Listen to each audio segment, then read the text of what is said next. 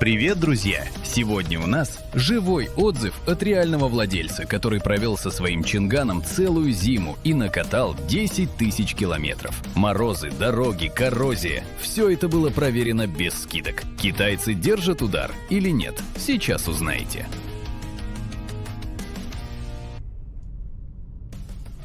Расскажу о своем опыте эксплуатации автомобиля Chang'an CS 55+. Пролетела моя первая зима с китайским автомобилем и первые 10 тысяч километров пробега. Зима в этом году в нашем южном регионе выдалась довольно мягкая. Морозов больше минус 17 градусов не было всего пару раз. По большей части температура держалась около минус 13 градусов. Мой автомобиль перенес такой морозец вообще без каких-либо проблем. Ни разу ничего не заглючило и не зависло в системе. В салоне ничего нигде не скрипело и не гремело. Особых снегопадов тоже не было, но пару раз пришлось проползти на пузе. Машина ни разу не застряла в глубоком снегу. Нигде никаких ржавых проблем через слой грязи пока не видно. Антикоррозийное покрытие от официального дилера пока держится очень хорошо. Глушитель автомобиля находится в идеальном состоянии, без единого ржавого пятнышка.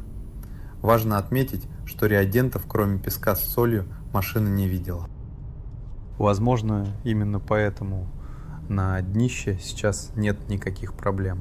Штампованные диски тоже пережили зиму, на удивление, без последствий. Я даже не ожидал, что состояние дисков будет таким хорошим. На Nissan Qashqai после первой зимы штампы были в очагах ржи.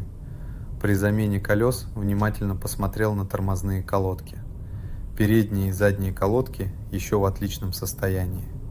По кузову снаружи также нет совершенно никаких проблем. Я не обнаружил никаких жучков или вздутий краски. Специально после мойки прошел весь кузов мягкой тряпочкой. Если честно, я ожидал худшего из-за предубеждения к Китаю, но мой автомобиль пока меня только очень радует. В городе я использую бензин марки 92. Если выезжаю на трассу, то заливаю 95-й бензин. Это нужно на случай, если придется активно притопить.